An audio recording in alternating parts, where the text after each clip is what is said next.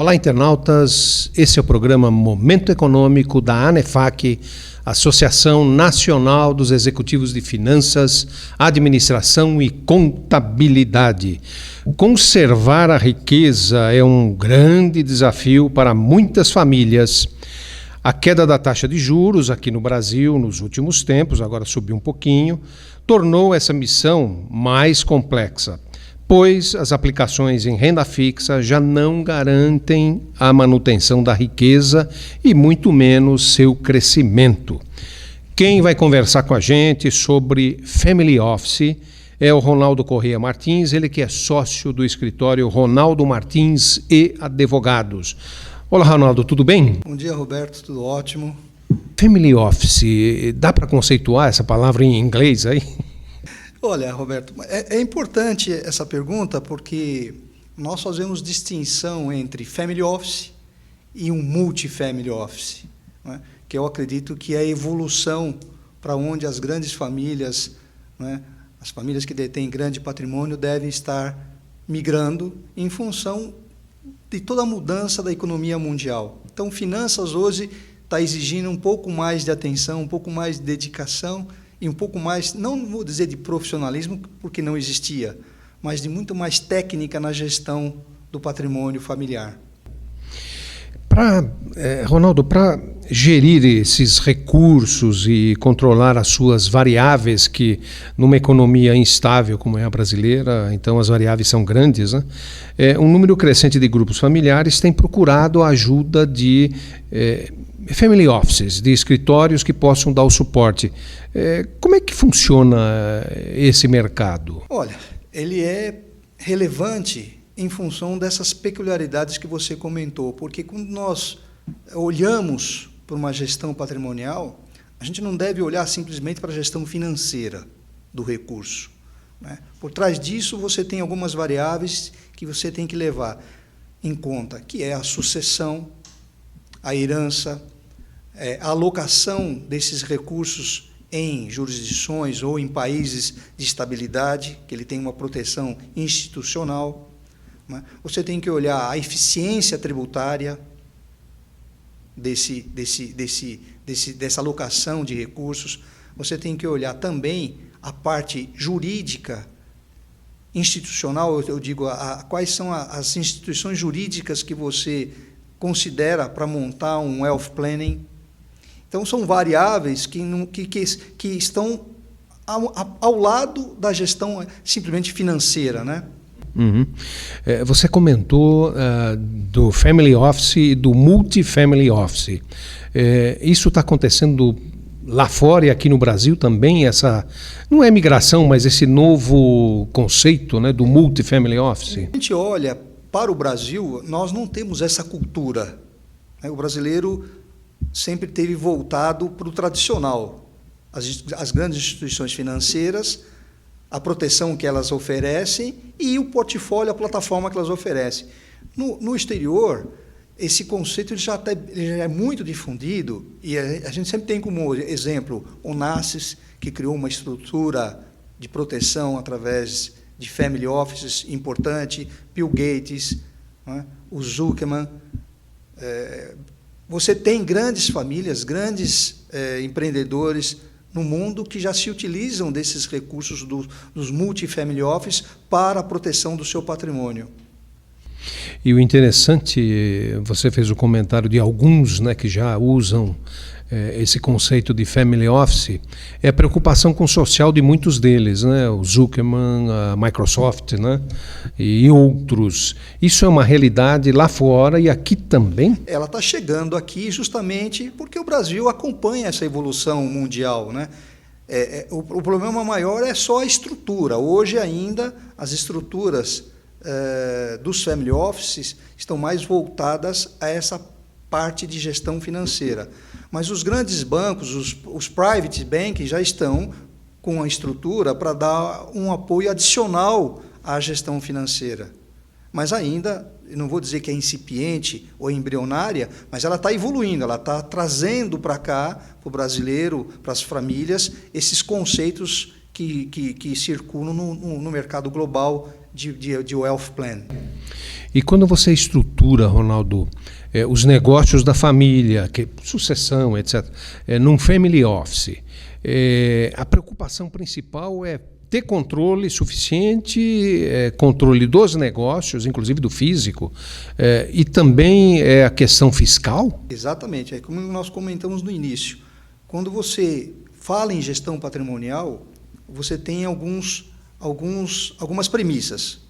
Uma delas é a eficiência tributária, e ela é feita levando em conta 3 fatores.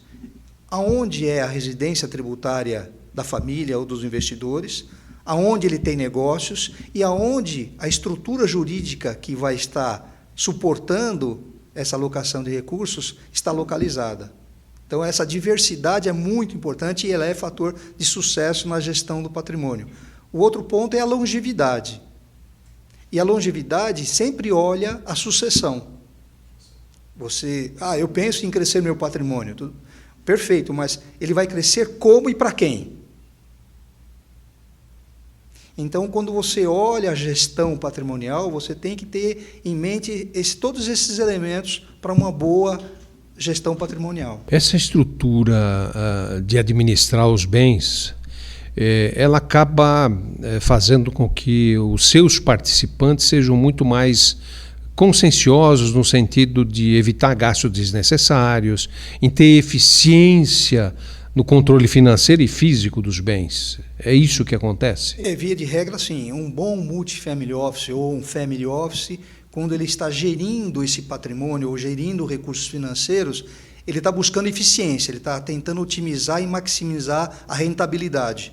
Então, é óbvio que não é o gasto em si, porque às vezes ele é até interessante para a manutenção de uma estrutura, mas eu não vou jogar dinheiro fora. Então, aonde eu devo ir aplicar melhor? Isso implica numa reserva de posicionamento, de conceito, para que você não tenha uma perda desse patrimônio, né? Eu vou investir, sei lá, numa fabriquinha de copo, mas não é simplesmente pela vontade de investir numa fabriquinha de copo. Você tem que olhar rentabilidade, você tem o retorno. Então, os family offices têm toda essa estrutura para dar essa salvaguarda na proteção desse patrimônio. Nós sabemos que o Brasil, em termos fiscal, é bastante complexo, é uma legislação muito ampla, todo dia muda.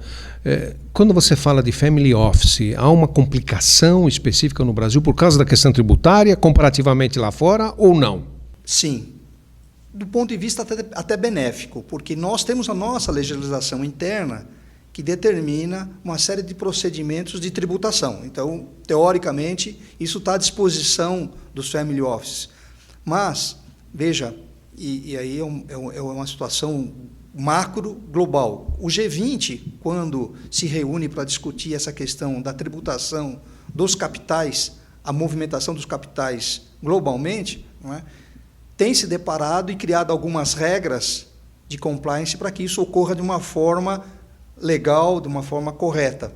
E mais harmonioso. E o mais harmonioso. E é evidentemente que muitas estruturas dessas são e buscam uma eficiência tributária, que às vezes é incompatível com a legislação interna.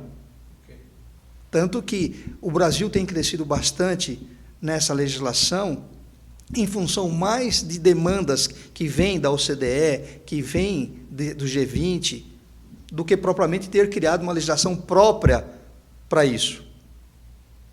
Então, o Brasil está trazendo a reboque essa legislação internacional sobre a eficiência tributária, evitar evasão fiscal. Isso dá uma qualidade, apesar de ser, eventualmente, uma legislação, ela dá uma qualidade na gestão desse patrimônio.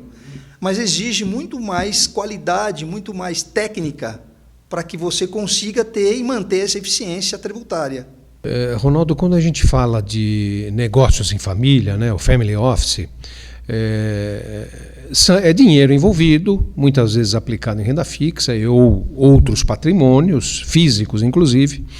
E como é que você que ajuda muito nessa gestão, a questão do relacionamento? Porque você fala em dinheiro, é complicado, e cada cabeça, às vezes, é uma sentença, né? Exato. Essa é uma outra dificuldade. Quando o patriarca ou quando o detentor daquele patrimônio tem o poder de decisão, você tem e limita um pouquinho esses entraves, esses litígios familiares, vamos dizer assim, né?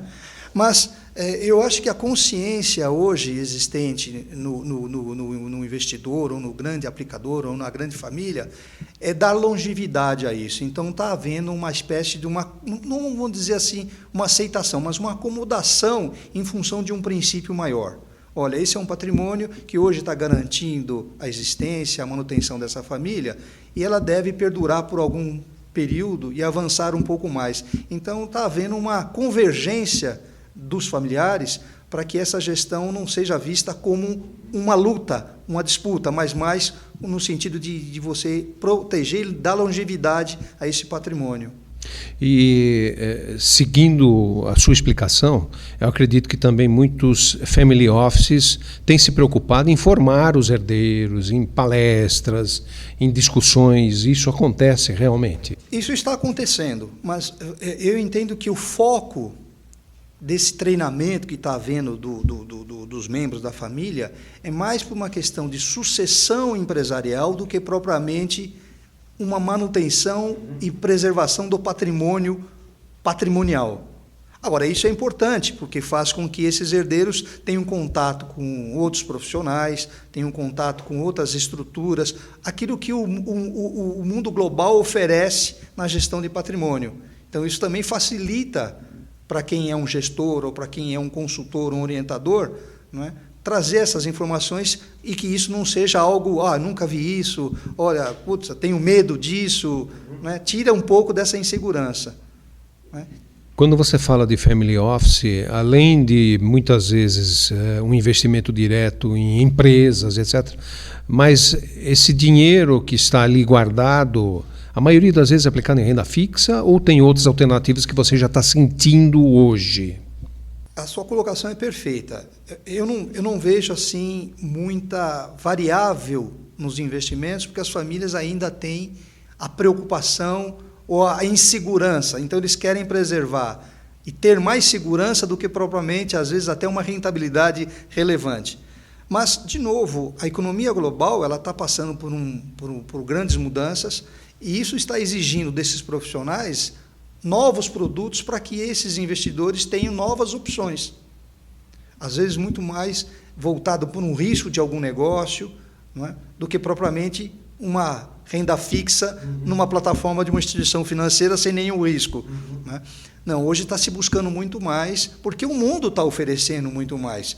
O problema é de acesso a essas informações, onde elas estão e como é que nós, aqui no Brasil, poderíamos ter acesso a essas novas plataformas de investimento.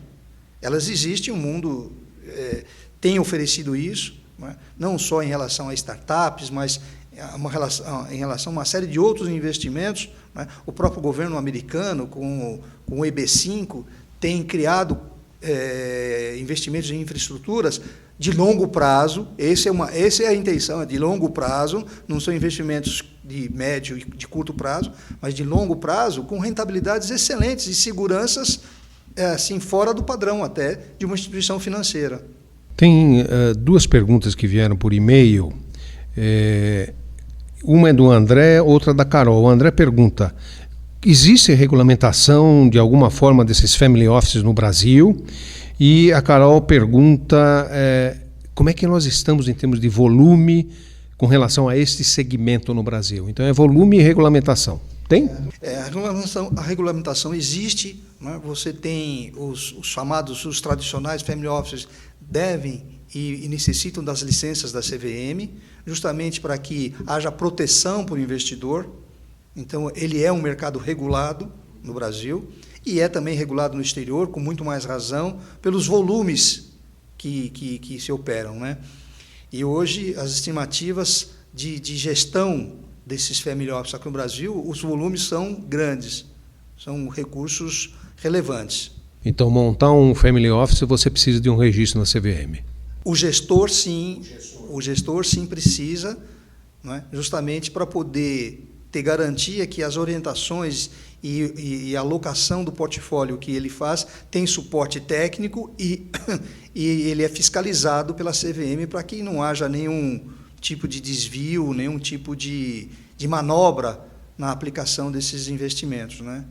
Tanto que são poucos os casos que você nota, mesmo nos Estados Unidos, o caso mais emblemático foi o do, não me recordo o nome direitinho, que deu aquele desvio de 50 milhões de dólares. Então, os desvios são muito pequenos porque o mercado é muito regulado.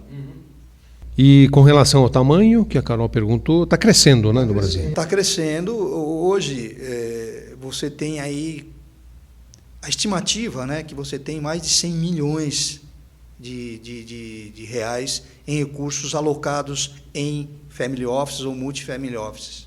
Ronaldo, nós chegamos ao fim do programa, então eu gostaria de ouvir a sua palavra final, a sua sugestão, o seu comentário.